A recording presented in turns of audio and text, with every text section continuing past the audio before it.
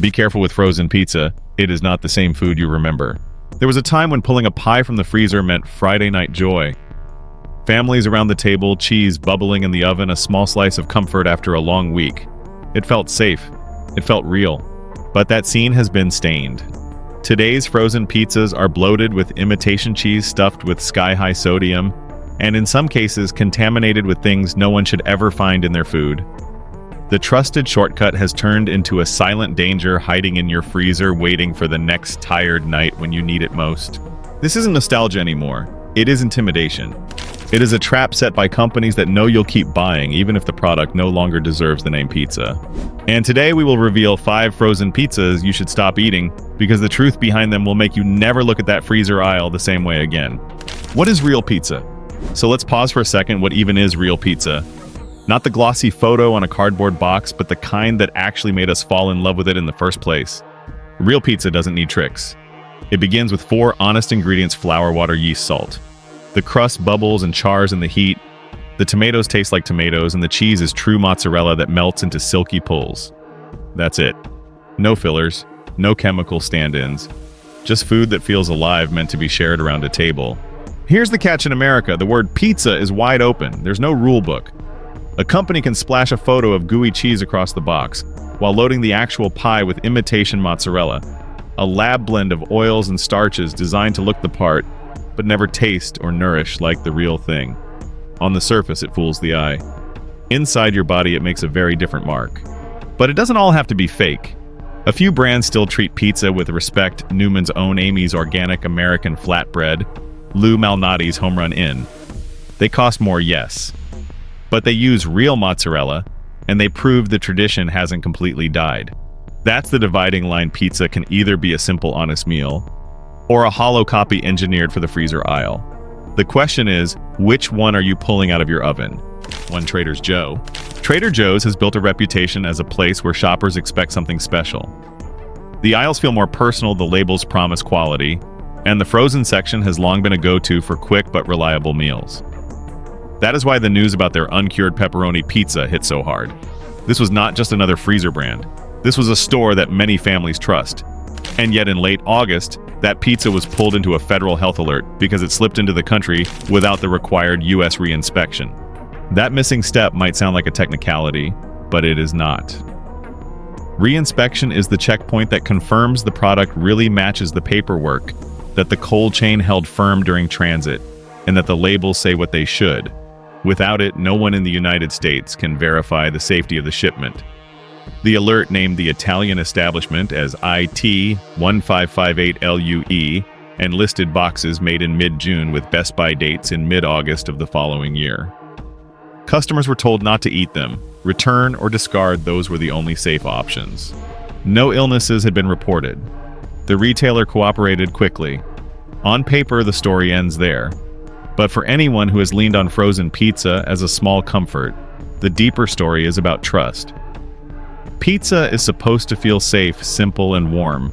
Instead, this pizza came with a question mark attached to every slice. Think of what you expect from a good pie. A rim that holds crisp without turning hard. A sauce that tastes like real tomatoes, not syrup. Cheese that melts into smooth pulls instead of leaving a greasy film. Pepperoni that snaps with spice. Now imagine taking a bite knowing the box in your freezer carried a federal warning. The crust is the same, the toppings look the same, but the comfort is gone. That is the real disappointment here. Not that one batch of pizza had a problem, but that a brand built on trust let a crack open in the wall. Food is not just fuel. It is a connection. It is memory. To have that replaced with worry and suspicion feels like backstabbing. A meal that should have been a bright spot in the evening becomes a reminder that even the stores we count on can stumble. Yes, the record shows no one got sick. Yes, the company worked with regulators. But the scar remains. The lesson is that a pizza can look right, smell right, even taste right, and still leave you unsettled if the promise behind it has been broken.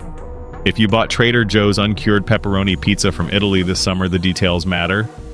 Mid-June production, Best By dates in August of next year, carrying the mark IT1558LUE. If that is in your freezer, do not guess. Do not risk it. Take it back or throw it out. Because pizza should never deliver doubt. It should never distort the truth. And when a product does that, the warmth of a family dinner turns cold in an instant. That is the mark this pizza leaves behind, and it is why it does not deserve a place at your table. 2 Connie's thin crust cheese pizza. A piece of plastic inside a piece of good-looking pizza. It sounds absurd. It sounds like the kind of wild rumor people pass around to scare each other. Unfortunately, with Connie's frozen thin crust cheese pizza, it became real. In December of last year, the company behind Connie's Palermo Villa pulled more than 1,700 pizzas off the shelves. The reason was not flavor or freshness. It was because customers could have bitten into something that never belonged in food at all: hard plastic. Federal officials listed the recall as a Class 2 hazard. That means the risk is not minor. A shard of plastic can chip a tooth, cut a mouth, or cause choking if swallowed. The official advice was clear: do not eat it, throw it away, or bring it back. On paper, that is where the story ends. The recall happened. The announcement went out. No one was officially reported hurt. But for anyone who knows the comfort of a frozen pizza pulled hot from the oven, the real story is more unsettling. How does plastic find its way into pizza? The company explanation is always vague: a manufacturing issue, an isolated slip. But let us be honest, plastic does not fall from the sky. It comes from machinery, packaging, or shortcuts. And when it shows up in food, it means a barrier in the system is broken down. Was a machine left to run past the point of safety? Was a protective step skipped to keep the line moving faster? We are not told. That silence leaves room for darker questions. Because in today's food industry, every minute of production equals money. Every slowdown costs. It is not hard to imagine a manager choosing speed over caution, a line pushed to meet a quota, and a shard of plastic slipping into the mix without anyone stopping the belt. The official record will always frame it as an accident, but the pressure to churn out low-cost pies is real, and in that pressure, small risks become big hazards. Now picture this in your own kitchen. You pull a Connie's pizza from the freezer, unwrap the neat plastic film, slide the pie into the oven. The smell fills the room. You cut a slice, maybe hand one to a child or a grandchild. Someone takes a bite and suddenly hits something hard. A crunch that does not belong. A sharp edge against the tongue. For a second, no one knows what it is. That second is enough to turn a simple dinner into panic. It is easy to think that could never happen here. But the recall notice proves it could. Those boxes were already distributed in Illinois, Minnesota, Wisconsin. They were sitting in real stores picked up by real shoppers. A fragment of plastic did not just threaten to spoil dinner. It threatened to hurt someone at the table. And that is what makes this more frightening than a paperwork slip at the border. With Trader Joe's, the system caught a gap in time. With Connie's, the danger made it all the way into the frozen aisle. It was not hidden in some warehouse waiting for inspection. It was already there, smiling at shoppers from a trusted regional brand. That is why this story stings so sharply. Frozen pizza has always sold itself as a safe shortcut. Not gourmet, but reliable. A way to make life easier, not harder. When something as blunt and foreign as a piece of plastic ends up baked inside the whole promise collapses, it forces us to ask how much trust we can really put in a box with a glossy picture on the front. Because this is not about one recall. It is about the thought of a shard slipping through again into another factory run, another freezer box, another family's oven. It is about the worry that next time the injury will not be avoided. This is not paperwork. This is bigger. This is what happens when food safety drops low on the list of priorities. And it is why one piece of plastic inside one piece of pizza is enough to make every shopper think twice the next time they reach into the frozen aisle. 3 Totino's Party Pizza. Totino's Party Pizza. For many, just the name brings back the smell of a teenager's oven, the late-night snack that cost pocket change, the quick fix when nobody wanted to cook. It was cheap, it was fast, it was fun. But peel back the box today and you find something very different, a product built less like food and more like an equation on a balance sheet. The truth is written plainly in the ingredients. Instead of real mozzarella, Totino's Party Pizza lists imitation mozzarella, a blend of water, vegetable oil, starches, rennet, casein, and whey. To the eye, it looks like cheese. Under heat, it even stretches like cheese. But by the government's own definition, it is not mozzarella. It is a substitute, a lower-cost formula that cuts out the milk and replaces it with cheaper fillers. Why would a company do this? The answer is not hard to guess. Cheese is one of the most expensive parts of any pizza. Milk aging, quality control, all of it adds cost. By swapping in imitation cheese, a company saves millions. It means faster production, longer shelf life, and lower prices on the shelf. In other words, they can sell a pizza for a couple of dollars and still walk away with a profit. The math works for them. But what about the people eating it? This is where the system reveals itself. Every corner cut is justified in the language of efficiency. Imitation cheese is stable. It travels well. It melts in predictable ways. And in a world where frozen pizza is a volume game, stability wins. The system rewards cost control and consistency over authenticity. It is not about whether the pizza honors tradition. It is about whether it can sit in a freezer for months, ship across the country, and still come out looking edible after 15 minutes in an oven. But the health trade-offs are serious, especially for older bodies. A single-party pizza delivers about 1,200 to 1,300 milligrams of sodium if you eat the whole thing. That is nearly the full day's ideal allowance the American Heart Association recommends.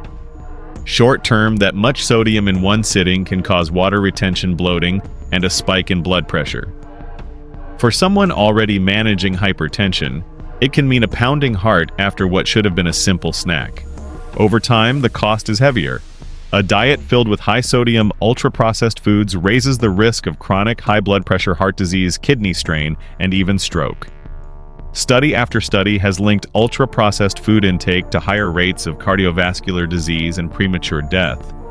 And yet, because it is cheap and accessible, party pizza still finds its way into millions of freezers. The system counts on this. It counts on shoppers seeing the low price and ignoring the fine print. So where does that leave us? With a choice. The truth is that no law forces a company to use real mozzarella. The standards exist, but calling something imitation mozzarella is perfectly legal, and it passes under the radar for most people. That means it is up to you to read the line to decide whether oil and starch in place of cheese is good enough for your dinner. Choose wisely. If a product leans on imitation, the health effects lean on you. Your heart, your blood pressure, your long-term health. These are the hidden costs built into the cheap price tag. Pizza should not be a gamble. It should not be a slow trade of flavor for future hospital bills. Totino's party pizza may still carry the glow of memory, but the food in the box is not the food in that memory. It is a carefully engineered shortcut built to save money first, with your health coming last. And once you know that every slice carries a question you cannot ignore, is this really worth it? 4. Tombstone 5 cheese. Tombstone isn't the scrappy teenager snack like Totino's. It was born in Wisconsin in the 1970s in a tavern across from a cemetery, hence the name. Back then, it sold itself as bold, hearty, unmistakably Midwestern. A family meal, not just a filler. For years, that rugged name carried weight. But the Tombstone you pull from the freezer today is a shadow of that promise. The 5 cheese label suggests abundance, richness, indulgence. What hides underneath is something else, a salt bomb stitched together with shortcuts. Eat a quarter of the pie and you're already swallowing 600 to 800 milligrams of sodium. Finish the whole thing, as most do when it's dinner for one, and you've blown past 600 milligrams in a single sitting. That's more than the American Heart Association's daily limit in one go. And it's not just salt. Not every cheese is cheese. Some Tombstone varieties slip in imitation mozzarella vegetable oils and starches painted up to mimic the real thing. The texture stretches, the flavor passes at a glance, but the nourishment is gone. The tragedy isn't just the numbers, it's the fall from what Tombstone once represented. A brand that felt strong, straightforward, and satisfying has been engineered into something built for shelf life, not for people. What you get is a product designed to survive months in a freezer and melt neatly in an oven, but not to reward your body after a long day. Picture it someone disciplined who eats clean, who finally gives into a craving and chooses Tombstone because it feels safer than fast food. The box looks reliable, the name feels familiar, the timer dings, the slices are cut. But the first bites tell the truth, salty, heavy, slick. The body answers back with thirst, bloating, a racing pulse. The illusion breaks, and what was supposed to feel like a small celebration instead feels like sabotage. That's the story of Tombstone today, a brand that built its image on strength and heart, but hollowed it out for speed and scale. The lesson isn't just about one pizza, it's about how easily tradition can be replaced with marketing and how only vigilance reading the label, questioning the promise, keeps you from falling into the trap. Because at the end of the day, 5 cheese is just a phrase. The real test is what those cheeses do to you once the oven door closes. 5 Red Baron. The final one will peel out a layer you may never have heard of before. It is not about a stray shard of plastic. It is not about a missing inspection. And it is not even about sodium alone, though that danger is there in plain sight. This is about Red Baron, a frozen pizza brand that looks all-American, feels family-friendly, and has been stacked in US freezers for decades. But behind the red box and bold fighter plane logo, the story belongs to a much larger, more complex picture. On the surface, Red Baron sells itself as comfort food. A classic crust pepperoni pizza, hearty and filling, the kind of meal that makes family night simple. Yet the nutrition tells a different tale. A quarter of a pie carries close to 1,500 milligrams of sodium. Half a pizza tips past 2,000. A full pie lands above 3,000. That is far beyond the daily ideal intake recommended by the American Heart Association. Add in highly processed meats filled with nitrites and preservatives, plus cheese blends that are bulked out with stabilizers, and you get a product that fills the stomach but taxes the body. Still, this is not just another health warning. Tombstone Totino's Connie's Those Stories were about flaws within the domestic system. Red Baron is something different. It belongs to a global web of trade and power. Here is the hidden layer. Red Baron is owned by the Schwan's Company, once a Minnesota-based food group. But in recent years, Schwan's was acquired by CJ Cheiljedang, a sprawling conglomerate based in South Korea. CJ is not a small player. It is one of the largest food companies in Asia, with hands in biotechnology, shipping, logistics, and even entertainment.